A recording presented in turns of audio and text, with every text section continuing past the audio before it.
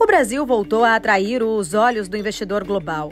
Mas porque um país com crescimento abaixo da média entre os emergentes, fiscal pressionado e baixa previsibilidade institucional, passou a figurar novamente entre as apostas de grandes gestoras. Estamos diante de um paradoxo.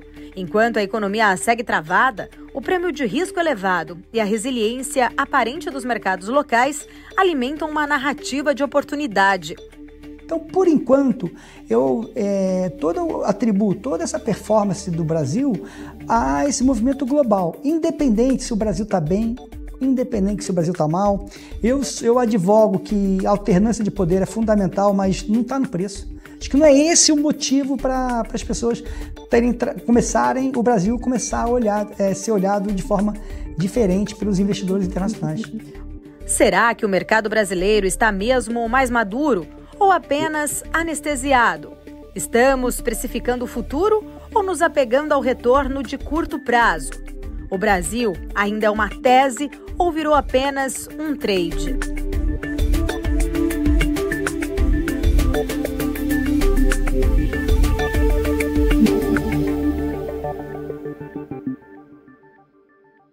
Mota, em primeiro lugar, muito obrigado por estar aqui com a gente. Bem-vindo. Primeiro eu que agradeço, primeiro em nome da Genial, né? Acho que a BMC faz um trabalho sensacional, esse trabalho educacional.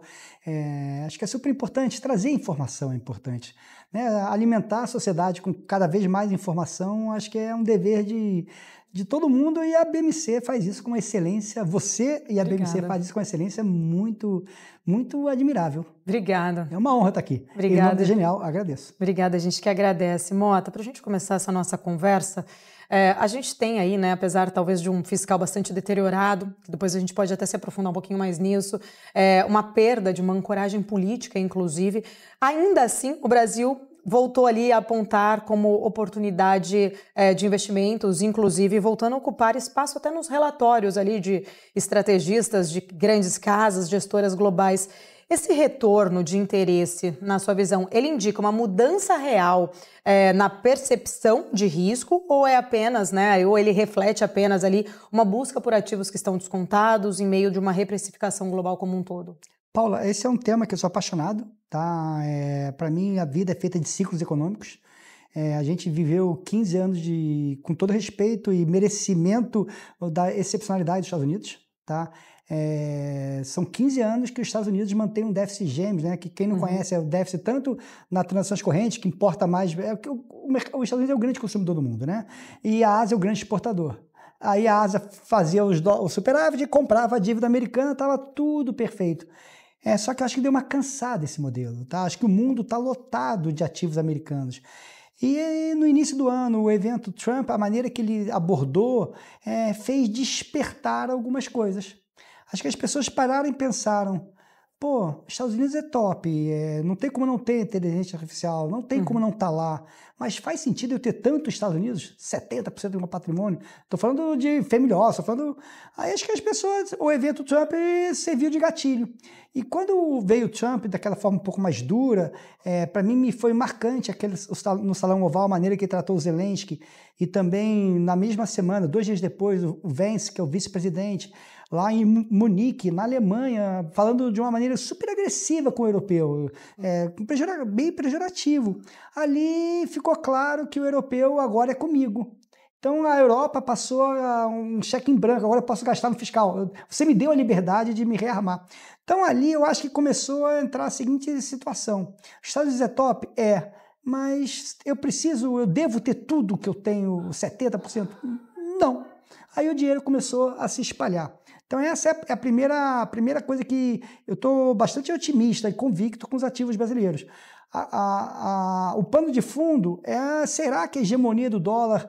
Eu não estou querendo passar, Paula, a mensagem que o dólar tem substituto para o dólar. Não, não tem isso.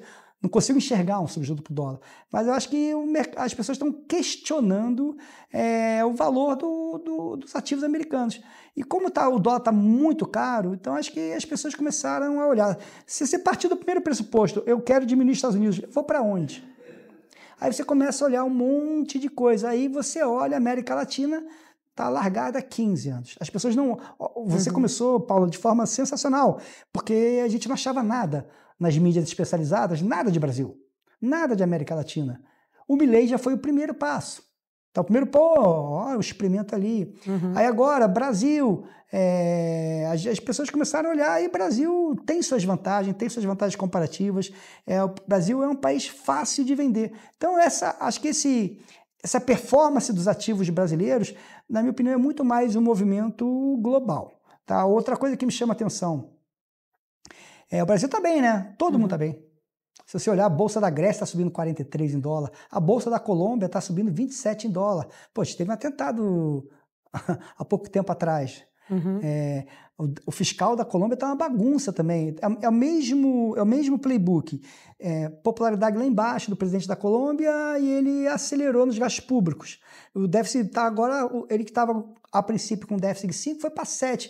E a Colômbia também está subindo 27 em dólar, a moeda está igual ao Brasil. Então, por enquanto, eu atribuo toda essa performance do Brasil a esse movimento global. Independente se o Brasil está bem, independente se o Brasil está mal, eu advogo que a alternância de poder é fundamental, mas não está no preço. Acho que não é esse o motivo para as pessoas o Brasil começar a ser olhado de forma diferente pelos investidores internacionais.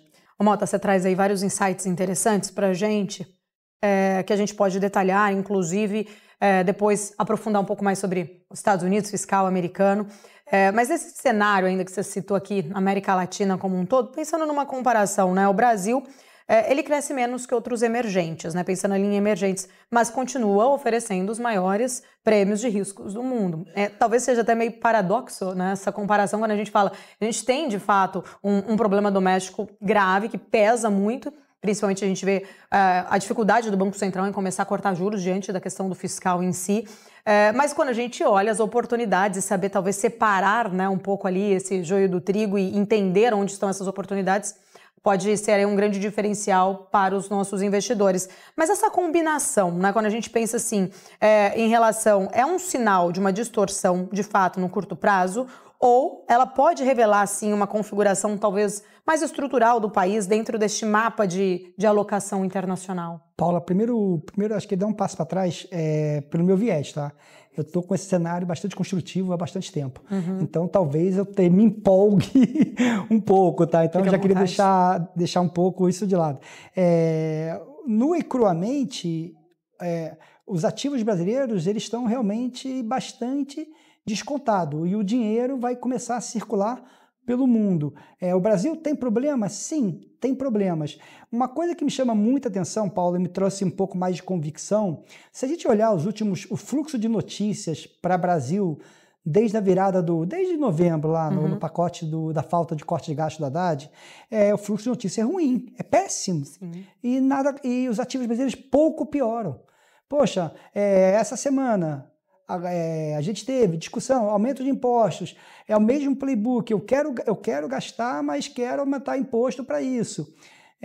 Teoricamente, era para a nossa bolsa estar sofrendo, era para o dólar estar sofrendo. Aí, para mim, tem um sinal, poxa, tudo era para os ativos brasileiros piorarem. E não está piorando. E por quê? Aí que vem o porquê, na minha opinião. O porquê é, primeiro, o dinheiro está saindo dos Estados Unidos, está saindo da China, então tem que ir para algum lugar. Tá? Se tem que ir para algum lugar. Tem um lugar que ninguém vê há 15 anos. Deixa eu ver se está barato. Está muito barato. Quais são as virtudes desse lugar? Porque só o fato de estar barato não é motivo, né? Aí começa a se olhar todas as virtudes. Poxa, por mais que o Brasil não cresça como outros emergentes asiáticos, tá? Mas ele está crescendo acima do seu potencial.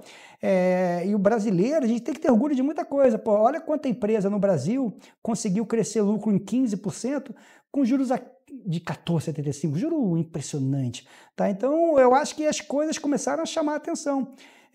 Brasil é resiliente, o empresário brasileiro já foi testado diversas vezes, principalmente os empresários que têm 10, 15 anos já são bastante resilientes e começou a chamar a atenção e o dinheiro veio. Eu acho que o principal início é o seguinte, eu quero tirar dinheiro dos Estados Unidos e vou rodar pelo mundo.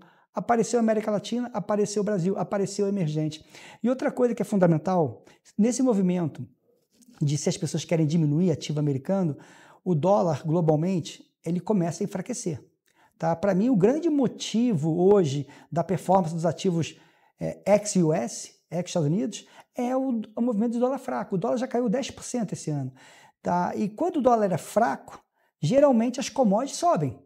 E o Brasil é um produtor de commodities, é uma grande fazenda, com petróleo no mar e a mineradora no fundo. Então as coisas começam a se encaixar. Pô, o país tem resiliência, daqui a pouco vai entrar a discussão de alternância de poder. Eu acho que o dinheiro não está aqui por causa de alternância de poder.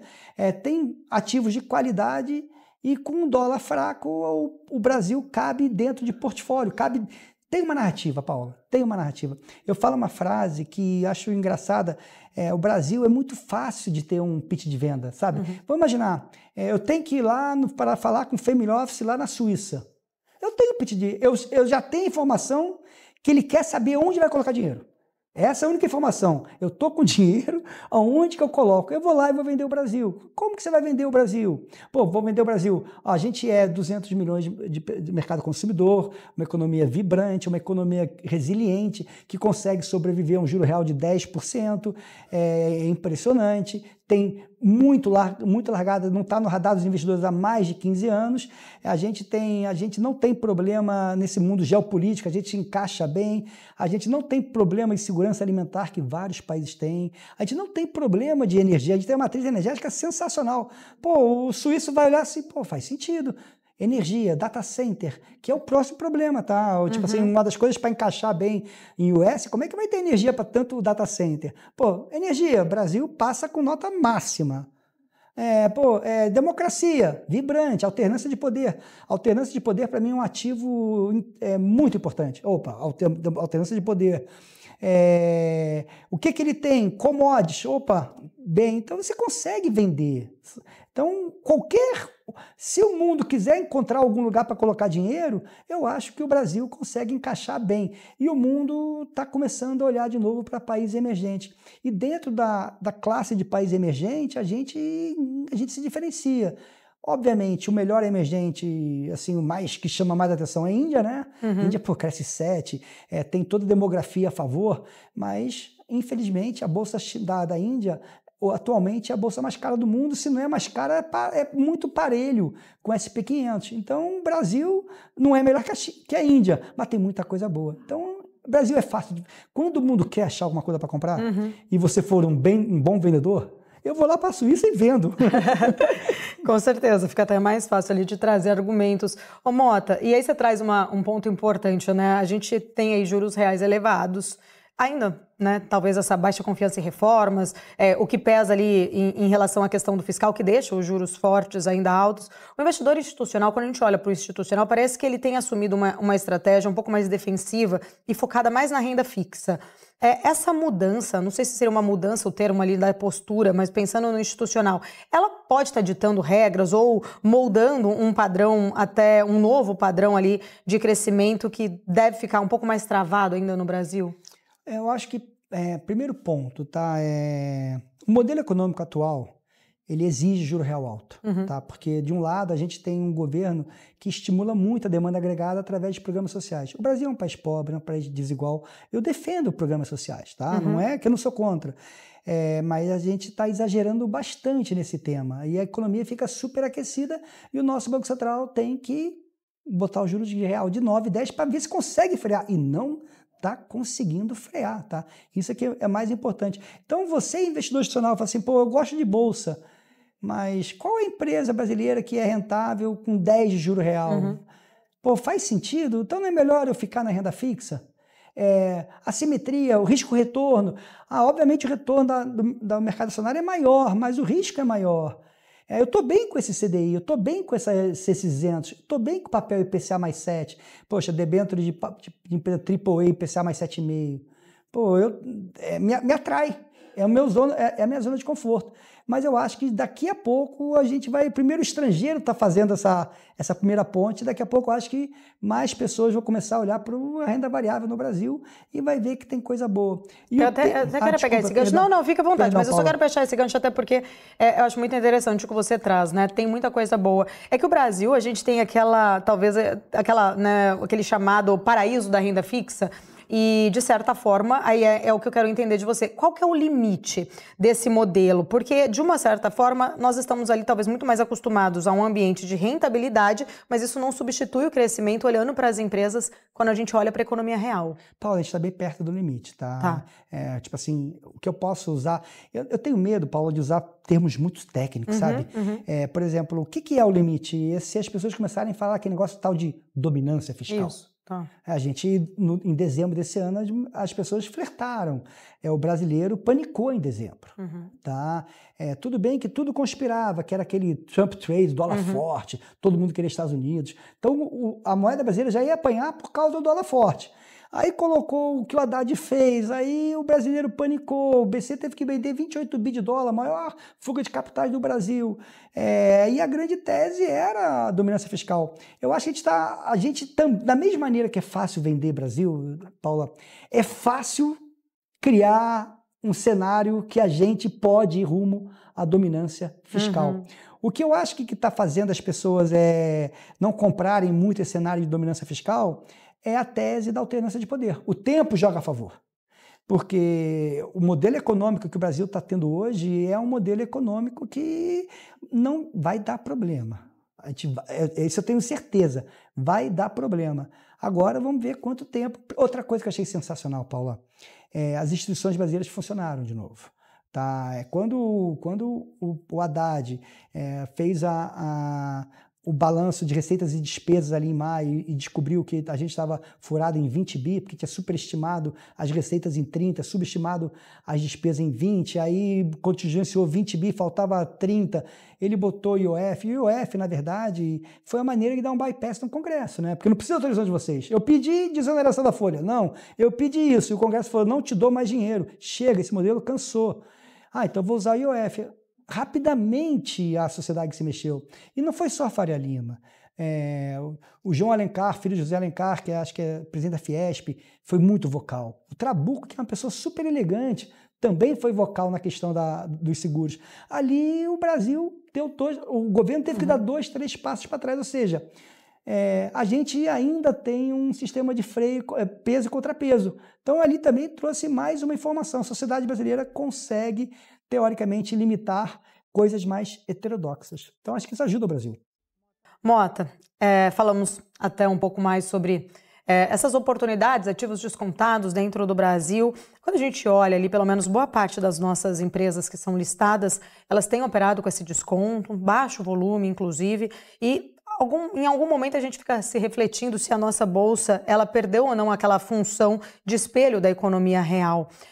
Esse descolamento, né? Primeiro entender se você vê assim e se esse descolamento entre mercado e a atividade, se ele é conjuntural ou se nós estamos, de repente, ali diante de uma quebra um pouco mais profunda nessa representatividade do nosso mercado acionário. Acho que primeiro o mercado acionário brasileiro diminuiu muito, tá? A gente, infelizmente, o que a gente vê de fechamento de capital, outro sinal importante, tá? Da mesma maneira que a gente teve um fluxo de notícia muito ruim e os ativos brasileiros não sofreram, tem coisa aí que tem que prestar... o número de empresários que estão fechando capital, ou seja, nesse preço, eu quero tudo para mim, não quero... Então, a representatividade da Bolsa Brasileira em relação à economia deu perdeu um pouco da correlação. E outra coisa super importante, tá? Bolsa não é PIB. Tá? Bolsa são resultados de lucros. Inclusive, um dos nossos problemas da nossa bolsa é a estrutura dela. Quanto que a gente é dependente de commodities. A commodity não é PIB brasileiro. Tá? A Petrobras subir 50% não é um PIB brasileiro. A Vale subir 50%, a bolsa vai explodir e a gente pode estar crescendo zero. Então, acho que bolsa não é PIB, tá? Bolsa é resultado das empresas, lucro das empresas. E aí, olhando ali para essas companhias, até você falou, né, em relação a fechamento de capital, a gente tem aí uma safra muito longa sem IPOs, né? E tentando entender até, olhando para os ativos, a concentração, principalmente ali em papéis de alta liquidez, que acabou deixando grande parte da nossa bolsa até essa margem de recuperação. O que isso pode revelar para a gente sobre essa seletividade de capital? Bom, acho que no ambiente hostil que a gente vive hoje, o hostil se resume a juros de 15%. Então, acho que você tem que ser seletivo. Você tem que escolher as provas mais fáceis. Não é hora de olhar turnaround. Tá? Olha o seguinte, A gente continua com fluxo, a indústria de multimercados, a indústria de fundos long only, né, continua num processo de saque absurdo. Então, o nível de alocação do brasileiro em bolsa está indo para níveis muito baixos. Isso gera oportunidade. Só quem está aproveitando essa oportunidade de forma mais veemente é o estrangeiro. Então, quando eu vejo, pô, não tem IPO, o brasileiro, o local, está me ajudando, está vendendo, botando as empresas no patamar mais barato. Quem compra, para que eu vou inventar? Para que eu vou fazer prova difícil? Uhum. Deixa fazer as provas mais fáceis. Então, realmente concentra. E o estrangeiro exige uma coisa, liquidez. Então, para ele, a única informação que ele quer, se eu comprar hoje, porque eu gostei do case, semana que vem, se eu mudar de cenário, eu consigo vender? Alguns papéis brasileiros vocês conseguem fazer isso. O Mota, inclusive, tem, né, muita leitura de que com toda essa mudança que a gente tem vivido nos últimos anos, até a forma de olhar ali para os ativos também não fica só preso mais só em fundamentos, né? E também a gente, na sua visão, dá para olhar como antes para o setor como um todo, ou de fato o investidor ele acaba tendo que olhar case a case por conta de toda a questão do cenário macro? Paula, a minha formação é muito macro, tá? Então eu não sou analista fundamentalista. Bolsa nem é muito minha praia, tá? No sentido de eu olho, eu faço o meu cenário macro, pô, nesse cenário macro o que funciona? Tá. Opa, esse setor funciona. Por exemplo, uma das minhas maiores posições é no setor elétrico, por causa do yield e do retorno. É típico de quem faz renda fixa, né? É típico de que tem a cabeça mais macro. Tá? Só queria dar um passo antes, Paula, que aquela hora eu falei, queria botar um disclaimer. Eu estou bastante comprado em ativos brasileiros, estou com uma posição vendido em dólar. Eu quero passar a mensagem, Paula, que isso que eu estou fazendo não é que eu estou achando que o Brasil está bem, não, tá? Eu estou achando que o dinheiro vai vir para o Brasil porque o dinheiro quer se espalhar. E o Brasil mostrou algumas coisas que eu gostei, tá? Então, é mais ou menos isso. Então, é macro, aí eu olho o setor, tá? Por exemplo, commodities. Não sei se eu não entraria muito em commodities agora. E nesse sentido dessa, talvez, pensando ali um pouco, não sei se seria assimetria também, mas quando a gente olha o desinteresse do investidor local e o aumento, talvez, dessa presença estrangeira, principalmente por esse escoamento que você falou ali, global, até, né, pensando em oportunidades de opções, e o Brasil sendo uma delas, não pelo fato que estaria bem internamente, mas a gente pensa novamente numa questão de dependência que o nosso mercado tem também desse fluxo estrangeiro. E aí volta para aquela questão, né, do famoso voo de galinha. Essa reconfiguração, de alguma forma, ela pode tornar o nosso mercado aqui brasileiro muito vulneráveis, ou mais, né, talvez ali, vulneráveis a choques externos? A gente está com balanço de pagamentos, teve bem melhor, tá? A gente deu uma piorada no nosso balanço de pagamento, está com déficit 3. A nossa vulnerabilidade externa não é hoje um grande problema, tá? Então, hoje, para a gente tomar um problema de falta de dólar, eu acho ainda está um pouco distante. Tem que estar no radar, tem que estar sempre atento. Mas um espirro do Fed pode mexer com tudo aqui? Não, sempre, tá? Sim. Tipo assim, sempre. Não vamos ser ingênuos também, né? Vamos imaginar que o SP500 resolve, por algum motivo A, B e C, a economia americana deu uma bela desacelerada, está indo rumo à recessão, o SP500 que está beirando lá 6 mil vai para 5 mil. Você não vai achar que o Bovespa não vai cair, né? O que eu tenho um pouco de convicção é que vai cair menos que o SP500. Então, a gente não é imune, a gente não é um isolado, né? A gente vive de acordo com o que o mundo tá olhando. Se o mundo quer risco de renda variável, se o mundo não quer. Então, eu acho que em relação ao cisnes negros, o que aconteceu alguma coisa, acho que a gente, por enquanto, semana que vem eu posso mudar de ideia, tá? Por enquanto, a gente tá relativamente bem. De novo, eu vou repetir essa mesma frase. O que aconteceu de coisa ruim, de fluxo de notícia ruim desde novembro do ano passado, e a gente bateu máxima histórica tem 2 semanas, pô, não melhorou, só piorou, tá? Se você olhar para o Brasil, só piorou. E como é que foi para a máxima histórica? Como é que o dólar foi para 5,60? Pô, só tem notícia ruim. Tá? Então, quando tem muita notícia ruim e as coisas não vão na direção da notícia ruim, para mim tem informação. E é um pouco isso que que eu estou tentando passar para vocês. E o mercado, de alguma forma, ele poderia estar subestimando, de repente, esses riscos ou essas notícias ruins? Você acha que que já está no preço, ou a gente pode, de alguma forma, ser surpreendido negativamente aí com alguma notícia e interna, principalmente, e acabar pesando aí, fazendo um preço um pouco, né, pior aí, vamos dizer assim, para o nosso mercado? Bom, acho que essa tua colocação, Paula, foi muito bem, tá? Primeiro, eu tenho bastante exposição, tá? Então, não estou preparado para o que você acabou de falar. Qual era a maneira que eu penso? Todo mundo já sabia todo mundo já tem no seu playbook, na maneira que pensa, que a cada pesquisa eleitoral que o Lula cair na popularidade, a função-reação do Lula vai ser a mesma, né? Uhum. Vamos, Haddad, vou gastar mais, arruma dinheiro aí, vou gastar mais. A gente já sabe isso. Eu trabalho dentro do meu cenário que a qualquer momento, mais para o fim do ano, o Bolsa Família vai aumentar em R$100 pelo menos. No mínimo a inflação de alimentos. Isso já está, isso é mais 20 bi de gasto. A gente vai ter pacotes de bondade. Isso já está no preço. Não é que está no preço, me expressei mal. Isso todo mundo sabe que vai acontecer isso. Não vai ser surpresa. Não pode, na boa. Não pode ser surpresa. Paula, não pode ser surpresa. Mas o que foi surpresa? O IOF. Uhum. Aquela sensação, será que ele vai na direção de fechamento da conta de capital? Isso. Porque aí tá mudando a regra do jogo jogado, né? Aí é muito duro, Paula. Tipo, se eu começar a achar que as coisas, a sociedade... na verdade, ali quando quando o Haddad fez a questão do botar 3,5 nos fundos brasileiros, eu acho que ele não queria flertar com o fechamento da conta de capital. Ele não queria. Essa eu posso ser ingênuo, tá? Ele não queria. Ele queria dinheiro. Uhum. Eu preciso de 20 bi para pagar o Lula. Tá? Eu tenho que arrumar.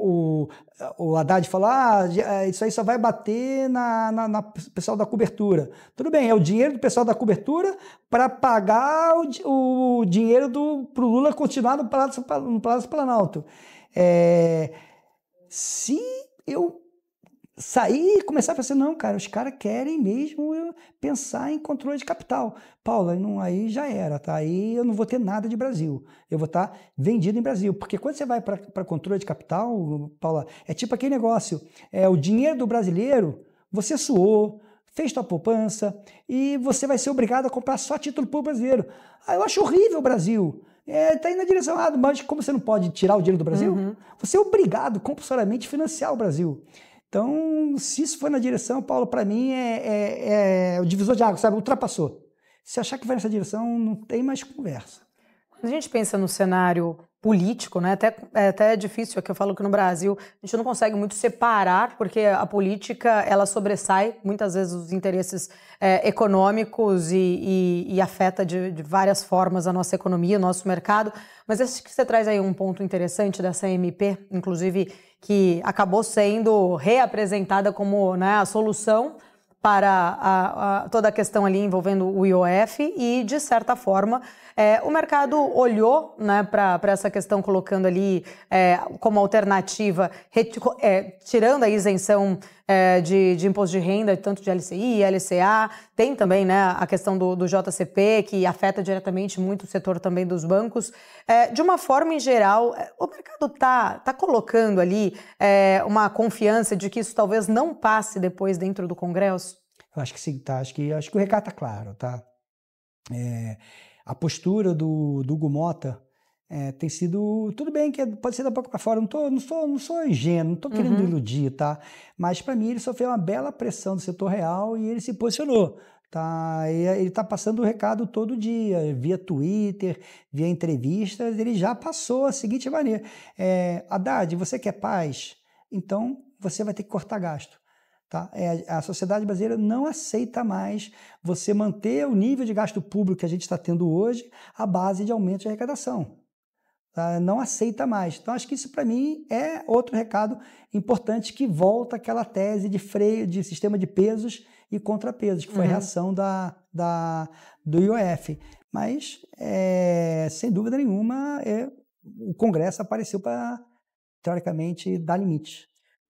Mota, a gente até falava anteriormente sobre toda a influência do cenário, né, internacional nesse escoamento aí, talvez, do fluxo para outros países, e nesse momento você traz aí alguns argumentos muito interessantes do Brasil como essa oportunidade, e até já te fiz uma provocação, o quanto a gente acaba sendo muito vulnerável aos fatores externos. Quando a gente pensa, principalmente na questão ali envolvendo a política de Donald Trump, a taxação, né, em relação ali à questão de acordos comerciais, a gente, e o objetivo também, né, muito colocado, é de um enfraquecimento do dólar, até por conta do fiscal norte-americano. Nesse sentido, né, e isso de alguma forma até beneficiando aqui o Brasil, o quanto a gente deve, de fato, monitorar ou ficar ali muito atento a esses movimentos, principalmente da política internacional norte-americana? Paulo, acho que é o principal que tem que olhar, tá? Porque é aquilo. Por enquanto, o Brasil está indo... que é uma brincadeira que eu falo. Quando o vento é forte, é de popa, até galinha voa. Tá? Brasil está voando, Colômbia está voando, África do Sul subindo 30%. Fala um país que provavelmente vai estar em bolsa... Se você falar um país agora, provavelmente está perto da máxima histórica. Tá? Tudo pelo pano central, o pano de fundo, que é enfraquecimento do dólar. Se a gente tirar essa hipótese, vamos imaginar que aconteceu alguma coisa, que o cenário do dólar fraco foi por água abaixo, tá? Vamos voltar porque o mundo quer muita inteligência artificial, não dá para ficar fora dos Estados Unidos, a balança de pagamento dos Estados Unidos ela vai receber dólar, o dólar ficou forte. Aí já era. Tá? Já era mesmo. A impressão que eu tenho, quando o dólar é fraco, como é o cenário de hoje, um aluno nota 5 passa de ano. Tá. Quando o dólar é super forte, como foi em dezembro do ano passado, no Trump Trade lá, quando o dólar... Não sei se é um termo chamado DXY, está muito técnico, peço desculpa. É uma cesta de moedas que custava 110, 112 ali na virada do ano, com o dólar super forte. Agora está 98. Quando o dólar está fraco, aluno nota 5 passa de ano. Quando o dólar tá forte, você tem que tirar 8 para passar de ano. Tá? Então é isso, tá? Enquanto o dólar for fraco, alunos medianos conseguem passar de ano bem. Se a coisa virar, aí virou mesmo, tá, Paula? Se depender da gente, a gente não tá bem, não. Mota, nesse sentido, quando a gente começa a olhar ali para Estados Unidos e toda a política, né, essa tensão comercial, é claro que deu uma aliviada recentemente, até quando a gente viu ali uma sinalização sobre o acordo entre Estados Unidos e China.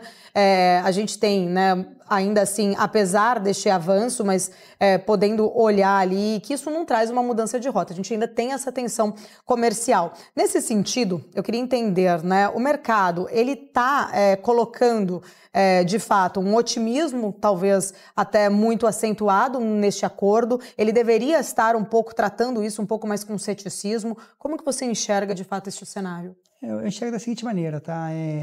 Primeiro que o Trump é totalmente imprevisível, tá? Então vamos...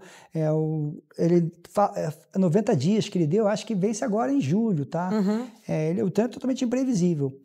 O que eu acho que o mercado tá sendo... não sei se a palavra é negligente, está passando um pouco por cima, até colocaram aquele apelido engraçado no Trump, de taco, né? Que o Trump recua.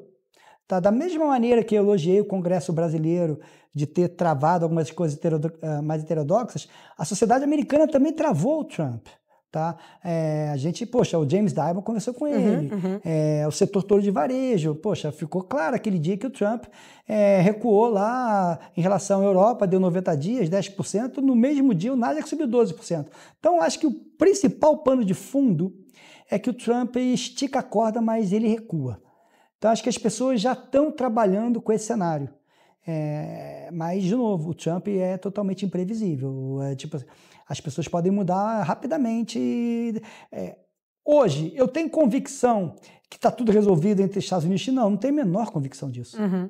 Mas eu não tenho... O que eu acho, tá? Se tensionar de novo a relação China-Estados Unidos, é mais dólar fraco. É mais motivo de sair dos Estados Unidos. É mais, deixa eu acelerar o processo de diminuir minha exposição aos Estados Unidos. É assim que eu penso. Não distensionar... foi tudo ótimo. Que bom. É mais crescimento no mundo. Mais crescimento no mundo é commodity para cima. e mais crescimento no mundo, com commodities para cima, com uma hipótese que eu tenho minha dentro de mim, já com a definição que eu quero diminuir os Estados Unidos. Eu não quero mais ter 70. Então, acho que esse processo de querer diminuir os Estados Unidos pode durar 1 ano, 2 anos. Então, junta isso, e se o mundo estiver crescendo porque a guerra comercial foi distensionada completamente, teoricamente, para ser o melhor dos mundos. Que o dinheiro continua entrando no mundo melhor. Ô, Mota, me faz refletir quando você traz essa, né, pensando um pouco mais no câmbio. Quando a gente tem, né, esse real reagindo mais a fluxos de curto prazo do que as políticas econômicas mais estruturais, seria exagero falar, de repente, ou pensar que o câmbio ele estaria perdendo um papel de âncora macroeconômica? Âncora macroeconômica. O que a gente pode falar? As pessoas, o brasileiro normal, ele acha que o câmbio tem representa muita coisa na informação sobre risco Brasil, etc. Representa, tá? Mas os problemas fiscais, eles aparecem muito mais nos juros longos do Brasil, quanto que o Brasil paga para se financiar, do que no dólar, tá? Por que eu estou falando isso? A gente está fazendo um monte de besteira. A gente está no fiscal cada vez mais piorando. Só que o movimento de dólar fraco no mundo consegue se sobressair dos problemas que a gente está tendo. Então, não é que o dólar perdeu a variável macro, não é um termômetro ideal. O que eu acho é o seguinte, a influência lá de fora consegue se sobrepor aos problemas locais. É assim que eu vejo. Tentando entender aí, né, eu falo que é até difícil a gente fazer perguntas em relação a dólar, né, ninguém gosta muito de responder, mas nesse sentido, né, a gente estava até comentando, você falando muito bem sobre essa desvalorização até mesmo do dólar, quando a gente pensa sendo provocada, enfim, pelos Estados Unidos, mas quando a gente tenta trazer aqui para o Brasil, se a gente pensar se essa desvalorização ela continuar, a gente pode sonhar com o nosso câmbio aonde? Primeiro, eu tô vendido, tá? Então, por favor, quem for escutar a gente tem que ter essa sensação. Eu não vou ter um cenário, vou montar um cenário construtivo. De novo, o pano de fundo é um dólar fraco. Tipo, depois de 15 anos de dólar forte, a gente pode ver talvez 10 anos de dólar se enfraquecendo, que seria simplesmente sensacional, seria commodity para cima. Por exemplo, Paul Tudor, que é um investidor super renomado, soltou um artigo acreditando que o dólar vai se desvalorizar mais 10%. O Morgan Stanley também falou 10%. Ou seja, o mundo acredita que talvez o dólar continue se desvalorizando no processo estrutural. Se o dólar continua se desvalorizando no processo estrutural, vai ficar vazando dinheiro para o mundo de forma estrutural. Aí entra o Brasil, que é beneficiado também com o dólar fraco, commodity para cima, entra o Brasil. Aí daqui a pouco pode entrar a tese da alternância de poder. Tá? Então você vai ter, você pode ter daqui a 8 meses o vento favorável muito forte lá de fora, que o vento favorável lá de fora chama-se dólar fraco, tá? Para resumir. Dólar fraco, um vento muito favorável, dinheiro se espalhando pelo mundo, e o vento que hoje local é contra, poder começar a soprar a favor. Uma coisa que a gente tem que ter em mente, tá? Se você pegar a maioria de vários economistas, vai falar que o câmbio justo, cada um faz sua conta, tá? Vamos falar que é 5, 5,10. Mas tem que ter prêmio de risco do Brasil. Tem que ter prêmio de risco do Brasil, mas com dólar fraco, por exemplo, se realmente, porque as pessoas estão falando que o dólar pode cair 10% e cair 8%, para mim só o dólar cair 8% já se o Brasil no mesmo nível, é 8%, então é perto de 5%. Tá? E uma coisa que eu me lembro, tá? Meu enxoval do meu filho foi feito lá em Nova York. O câmbio brasileiro é muito valorizado. Quer viajar mesmo, quer dar uma viajada de gente grande. Vamos imaginar que o vento lá de fora é a favor, que é dólar fraco, commodity para cima, e houve uma alternância de poder, e o Brasil está está começando a endereçar problemas seríssimos. Por que o dólar não pode ficar valorizado, o real ficar valorizado? O inverso. Hoje está mega desvalorizado. Poxa, se lá fora ajuda o dólar, o real, a nossa moeda, e a gente começou a endereçar os nossos problemas locais com alternância de poder, por que não o dólar pode estar abaixo do seu preço justo? Eu já vi isso muito no Brasil. E um dos motivos para esse dólar abaixo do preço justo é o nosso juros muito alto. Tá? Então a gente vai ter vários ventos a favor. Então, para quem está nos escutando, pelo amor de Deus, não vai pegar esse corte. O Mota falou que o dólar vai para 4,80. Não acho impossível. Não é que eu acho 4,80 uma coisa factível com esses preços, com essas hipóteses. Dólar fraco, alternância de poder, o Brasil endereçando seus problemas. Aí eu pergunto, se isso acontecer, por que a moeda brasileira não pode estar se valorizar, ficar o inverso? Então, sei lá, podemos falar 4,80 aí, sem grande... Com essas hipóteses, eu vejo 4,80. Ô Mota, tantos anos de mercado, você já viu o Brasil aí com tanto apelo narrativo e talvez tão pouco lastro institucional? Uma coisa que eu acho engraçada, né? A gente bateu a máxima histórica, né? Tem um pouco tempo atrás. Foi a máxima histórica mais sem graça que eu já vi na minha vida.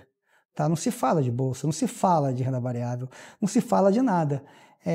Se as coisas começarem a ser faladas, a coisa começar a se espalhar, a questão da tese de alternância de poder, eu acho que o brasileiro local que só tira o dinheiro da bolsa para ficar na renda fixa pode querer olhar de novo para a nossa bolsa. O problema é que o investidor brasileiro, ele sofreu muito, custou muito caro para ele ter se aventurado na bolsa. O brasileiro sempre foi conservador, foi para o sempre renda fixa, né? Muito. Aquela janela de IPO de 2021 que foi uma bolha clássica, IPOs que não eram para ser feitos. O varejão entrou com apetite, e o varejão entrou com apetite e sem estar preparado. Por exemplo, a gente viu várias ações que tinham um case muito bom que caíram 90%, porque o case não se provou. E provavelmente esse pessoal do varejo que entrou, ele não estopa, ele acha que vai voltar. Então teve gente que teve perdas, tem até hoje ação. Até hoje tem ação, não vou falar nome porque acho que não é politicamente correto. Mas o brasileiro apanhou muito na bolsa. Com aquela sensação de financial deepening, deixa eu colocar meu dinheiro na bolsa, acho que ele sofreu muito. E o brasileiro tem o conforto da renda fixa. Tá? Então, para o brasileiro voltar, ele tem que estar com um clima muito bom, tá? Tem que estar assim, poxa, o Brasil vai mudando. Para o brasileiro voltar, ele tem que ter a sensação, o Brasil está mudando. E eu acho que essa sensação de Brasil está mudando só tem uma hipótese, alternância de poder. Tá? Então, acho que é assim que eu vejo. Ô Mota, estamos caminhando aqui para a nossa reta final, até perguntei se você já tinha visto uma situação como essa em tantos anos de mercado, entender um pouquinho, né, para quem está aqui nos acompanhando, quem é Roberto Mota, como que Roberto Mota foi parar no mercado financeiro, foi aí, talvez, como muitos dizem, né, picado aí pelo mosquitinho do mercado financeiro. Bom, Paula, primeiro que eu sou um apaixonado, tá? Eu sou apaixonado pelo que eu faço, eu amo macro. Quando meu pai faleceu, eu tinha 18 anos, 18 para 19 anos. E a gente era uma família normal, meu pai engenheiro da Petrobras, tudo tranquilo. Só que depois que meu pai faleceu, se eu quisesse qualquer coisa, ia depender de mim. E eu tinha acabado de entrar na faculdade de economia. Aí eu me mexi e consegui um emprego numa corretora. Foi muito engraçado, eu nem sabia o que ia fazer. Aí no Rio ou aqui? No Rio. Aí a gente botaram numa mesa de operações. Foi paixão à primeira vista. Foi paixão à primeira vista. Aí eu fiquei 11 meses nessa corretora, aí já fui para a tesouraria de um banco francês chamado CCF, que foi vendido para a HSBC. Ali eu comecei a trabalhar na tesouraria, comprar e vender título público, começar a entender o macro. E eu tive o privilégio de trabalhar com gente muito boa. Eu me lembro uma frase de um chefe que eu tive, falou assim, Mota, você gosta bastante de macro, né? Eu era o primeiro a chegar. Eu queria participar da reunião. Morning Call, eu queria falar. Tá, eu imaginei, eu com 19 anos querendo falar. E falava mesmo, me dava liberdade, eu falava. Aí o cara percebeu que eu gostava e falou assim, pô, Mota, eu vou te dar um conselho. Você gosta mesmo? Tá, então estuda dois variáveis muito importantes no mundo. Juros americanos de 10 anos e petróleo. Se você entender essas duas coisas, você já está com meio caminho andado. Paulo, eu estou falando isso, 90 e alguma coisinha, tá? 90 e alguma coisinha eu já tinha sido mordido pelo mosquito do macro. E ali, Paula, foi paixão à primeira vista, eu virei um especialista, muito do meu conhecimento veio muito da prática, de muito debate com gente inteligente. Quem está nos escutando, eu torço muito para vocês trabalharem com gente boa, tá? Não tem preço. Se eu voltasse um tempo atrás, se eu tivesse que pagar para trabalhar com as pessoas que eu trabalhei, eu pagaria. Mota, quero agradecer, sempre um prazer tê-lo aqui na nossa programação, especialmente Mercado and Beyond hoje, muito legal, obrigada pela oportunidade, estamos aqui sempre de portas abertas. Primeiro, Paula, em nome da Genial, em meu nome, queria agradecer a oportunidade e mais uma vez reconhecer e bater palma para o trabalho que a BMC está fazendo, tá? Vocês são diferentes, vocês são empreendedores, o Brasil precisa de gente que tem coragem como vocês. Pessoas empreendedoras que, vocês são malucos de fazer isso com o juro de 15, somos. E vocês, eu tenho convicção que vocês vão colher os frutos por essa maluquice. Obrigada, Mota, agradeço aqui, fico até emocionado aqui com o seu agradecimento. Até uma próxima oportunidade. Obrigado. Até mais. Mercado and Beyond de hoje fica por aqui, a gente se vê na semana que vem. Até lá. Tchau, tchau.